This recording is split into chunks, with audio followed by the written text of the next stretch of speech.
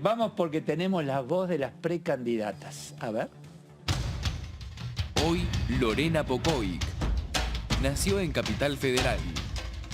Es licenciada en Políticas Públicas, actualmente es legisladora porteña y secretaria de Cultura del Partido Justicialista de la Ciudad de Buenos Aires. Precandidata a diputada nacional del Frente de Todos por la provincia de Buenos Aires.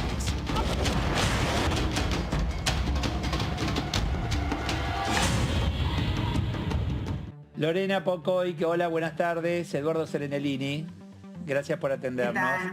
¿Qué tal? Buenas tardes, Eduardo, gracias a ustedes. No, al contrario, bueno, gracias por atendernos. Precandidata a diputada nacional Frente de Todos por la Ciudad de Buenos Aires, en un momento muy particular, Lorena, ¿no? Tenemos pandemia de por medio, situaciones a solucionar debido a la pandemia y a otros temas. ¿Qué dice la gente cuando usted comienza y camina a las calles de Buenos Aires? ¿Qué le dice el ciudadano? Bueno, lo más interesante, las recorridas por los barrios, charlando con los comerciantes, con los vecinos y vecinas, con distintas realidades, ¿no? Que van de Recoleta, mañana tengo caminata por Lugano, a las villas. Hay diferentes miradas, la ciudad es muy diversa, es muy plural. Hay mucha esperanza, por un lado, se comprende que todos los planes que teníamos hace 2 años tuvieron que lentificarse, que se están llevando adelante, pero mucho más lento porque la prioridad fue la salud y la vida del pueblo argentino, y el tema de la pandemia, bueno, lentificó todos los proyectos. Y también hay enojo que se refleja de todos los pueblos con todas las administraciones de turno durante la pandemia, porque lo que genera también la pandemia es mucho malestar. Bueno, ahora estamos como saliendo y ya pensando en la pospandemia lentamente, ¿no? Pero mucho malestar, desunión familiar, situaciones complejas, pérdidas de empleo, comerciantes que han tenido que bajar la persiana. Entonces, eso genera enojo con quien gobierne, no importa quién sea, ¿no? Y me parece que lo importante es poder escuchar a todos, a todas, y entender las diferentes realidades de cómo la pandemia fue pegando en los diferentes sectores, y en algunos que se pudo hacer mucho a nivel nacional en cuanto a medidas de salvataje, otros que no se pudo hacer tanto, y en el caso de la Ciudad de Buenos Aires no hubo complemento a las medidas nacionales en cuanto a un conjunto de paquetes de proyectos de ley que en la legislatura intentamos tratar o poner en debate al menos, como medidas complementarias a las nacionales para ayudar a mitigar la crisis, pero no hubo ninguna medida económica fuerte, digamos. O sea que la pandemia expone y potencia las cosas que no se han hecho bien, y ahí aparece el precandidato que el ciudadano va a querer que se ajuste a las circunstancias, ¿no? Tarea no sencilla. Sí, yo creo que es lo que vos decís, pero también en términos individuales, familiares, colectivos y en la vida nacional también. La pandemia pone de relieve un montón de cosas y también nos dio como mucho tiempo introspectivo, ¿no? Para poder reflexionar en términos individuales, familiares, colectivos, de buscar nuevas formas creativas de poder sostener los trabajos. En muchos casos se ha generado un aprendizaje positivo del uso de determinadas herramientas o formas, pero por sobre todo nos deja un aprendizaje que no es nuevo, que ya lo sabíamos, pero vuelve a poner en evidencia si el Estado está más o menos presente, si es prioridad o no para el Estado hacerse cargo de determinadas situaciones. En este caso, bueno, yo pertenezco a una fuerza de la cual por supuesto estoy orgullosa, y entiendo que con errores y con muchos aciertos, pero hicimos y pusimos toda la voluntad y la seguimos poniendo para salir de la pandemia en las mejores condiciones y reactivar la economía y generar empleo y generar crecimiento y generar un paquete de medidas redistributivas de ese crecimiento. Y otros sectores, por ejemplo los que gobiernan la ciudad, donde me toca ser legisladora y opositora, quizás han puesto el acento en otras cuestiones, y hemos visto cómo el Estado ha replegado en momentos muy complicados, por ejemplo en el área de educación, que es el área en el cual me he especializado en estos últimos 8 años y llevo la cabecera de la oposición en la legislatura, soy vicepresidenta de la Comisión de Educación, y hemos visto cómo es el presupuesto más bajo de la historia de la Ciudad de Buenos Aires en un momento de mayor crisis.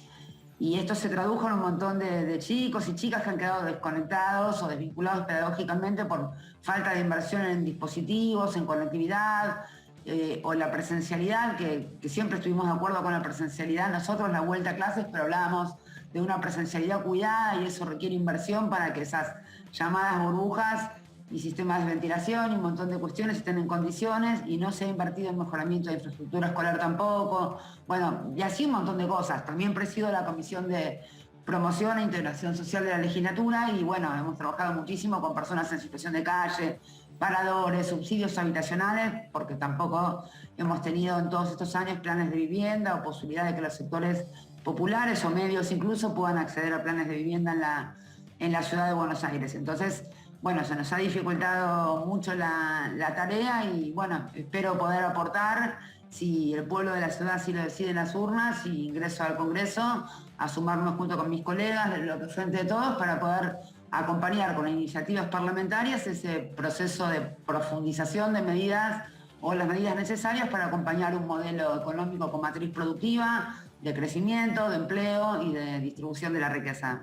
Pocoic, ¿cómo está? Gabriela Vulcano la saluda. Recién usted mencionaba al comienzo que en las recorridas que estuvieron haciendo hasta el momento encontraron cierto enojo, demandas por parte de los ciudadanos de la ciudad de Buenos Aires y demás. Si tuviera que, hasta lo que pudieron ver hasta ahora, ¿cuál le parece que sería un proyecto importante en caso de que usted sea electa diputada, llevar adelante, teniendo en cuenta estas demandas de las que habla o este enojo, malestar que encontraron? Bueno, ahí Gabriela, diferencia, digo, la gente, muchas veces el enojo nos plantea cosas y le decimos, bueno, pero esto es competencia de la ciudad, no lo sabía. O sí, estoy recibiendo la ATP, te dice una pyme, un comercio, la gente con la IFE, no sabía que era de Nación, también a veces hay confusión. Yo lo que creo a nivel nacional es que hay que continuar, y vuelvo a repetir, más que venir con una lista de medidas, creo que hay un montón de proyectos ya presentados por mis colegas y otros, yo seguramente en caso de tener la oportunidad de entrarme, estaré más vinculada a las temáticas que llevo adelante, que son cultura, son educación principalmente, son desarrollo humano, desarrollo local. Creo, por supuesto, que una Argentina que intenta reconstruirse, reconstruir empleo y crecer, va a requerir de nuevas normas que vayan acompañando ese crecimiento. Actualmente estamos todavía en un retroceso de muchas normativas de los años anteriores, de derechos, un piso de derechos que creo que se fueron destruyendo y que se están intentando reconstruir y que aún así tampoco alcanza. Porque cuando nosotros nos fuimos del gobierno en el 2015 éramos muy conscientes que esa Argentina todavía tenía un índice de pobreza, de indigencia, de desempleo, y que había muchísimo por hacer, por mejorar, por modificar, por suprimir algunas cosas que no estaban bien y superar otras. Y ahora nos está costando, digamos, reconstruir esa parte que se desconstruyó, y por otro lado, esto, ¿no?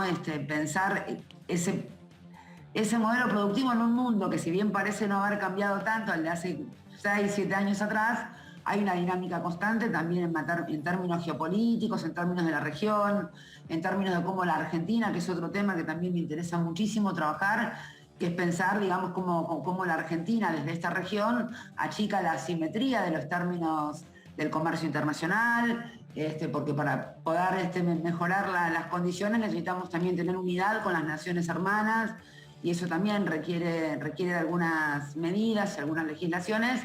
Y por supuesto, en esto sí quiero ser sincera, somos un frente súper amplio, plural, y nos nutrimos de las diferentes trayectorias y tradiciones de cada espacio que lo integran, pero como todo gran movimiento nacional, siempre hay como una puja interna. Yo soy de las que quiere ir un poco más a fondo y más aceleradamente con algunas medidas, pero sin omitir, por supuesto, lo que se llama consensos.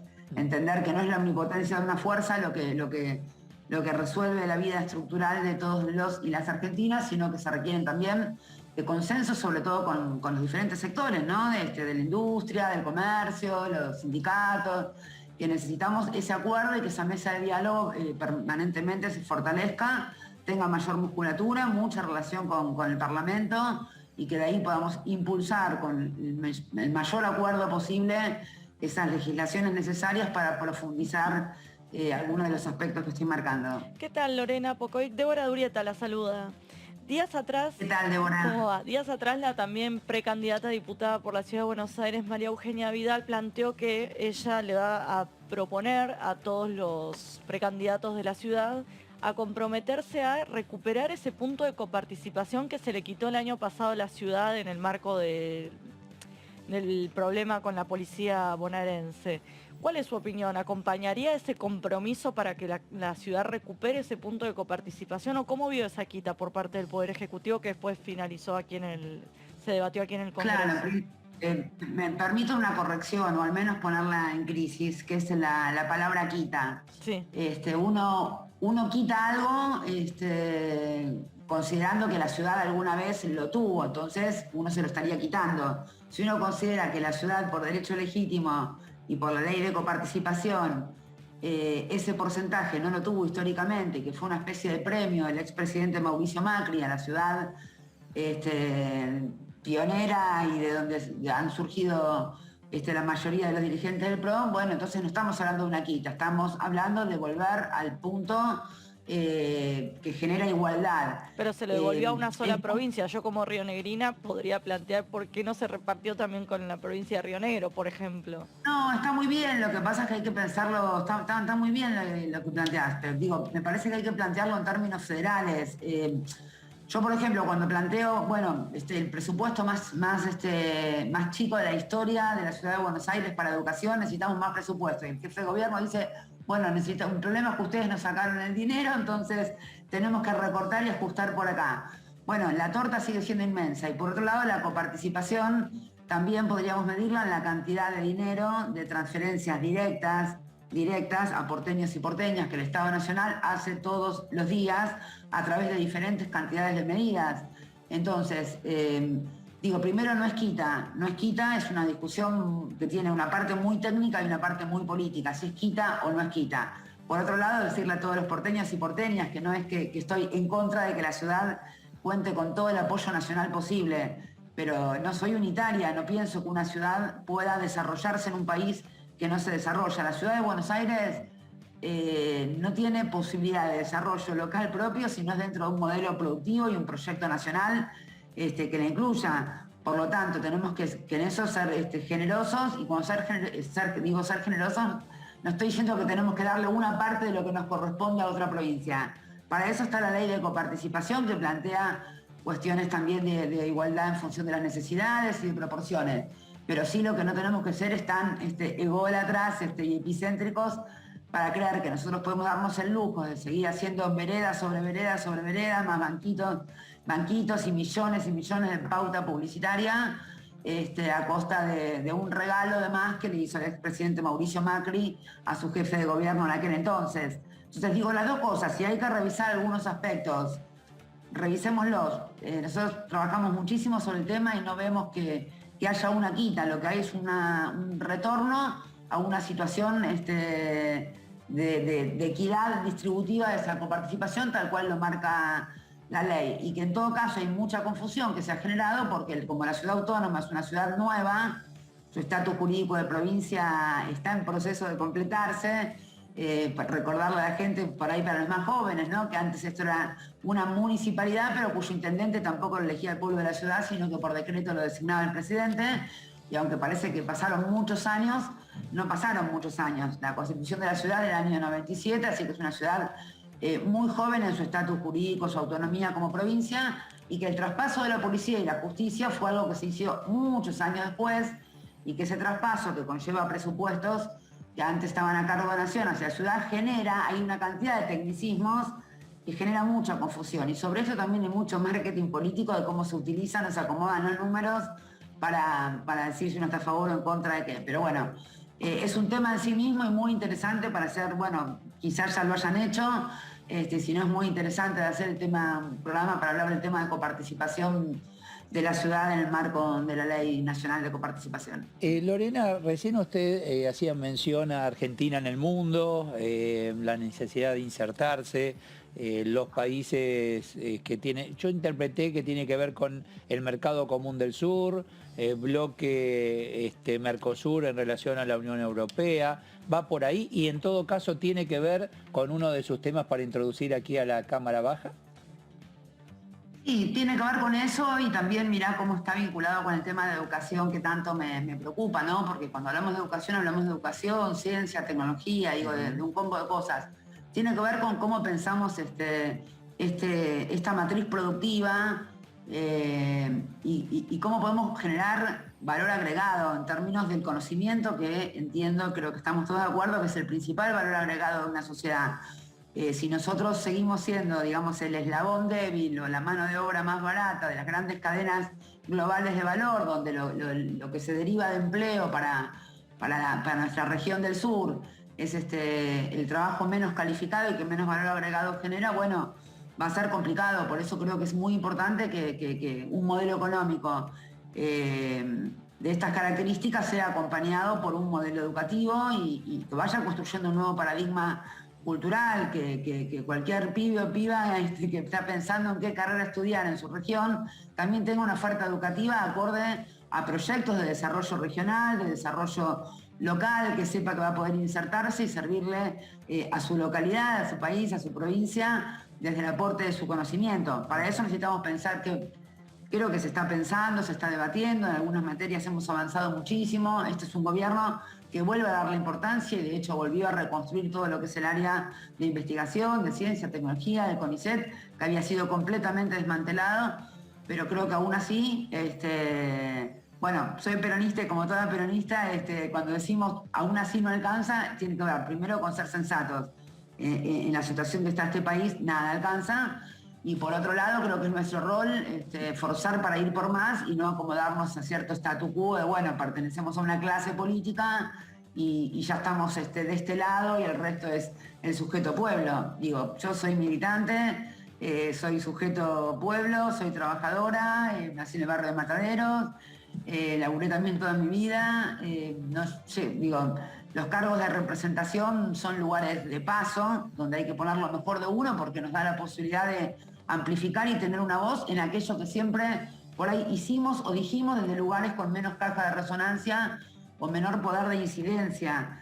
En este caso es la oportunidad de poder incidir en esa conformación, ¿no?, de las leyes nacionales, lo mismo que aquellos que les toca gobernar, poder incidir en materia del diseño de las políticas públicas. Pero lo que nos define es un proyecto de país, un proyecto de ciudad, es cómo entendemos nuestra cosmovisión del mundo, cómo entendemos la Argentina en el mundo. Y en este sentido, sí, por supuesto que esto que estoy planteando está vinculado al desarrollo económico, al desarrollo productivo, pero atraviesa la educación, la ciencia, la tecnología y el desarrollo local en términos de la Argentina y en términos de la región. Ahí usted recién mencionaba algunas críticas, decía algunas críticas al gobierno de la Ciudad de Buenos Aires. Lo cierto es que están desde 2007, primero con el PRO y después con lo que fue Juntos por el Cambio gobernando la ciudad de Buenos Aires.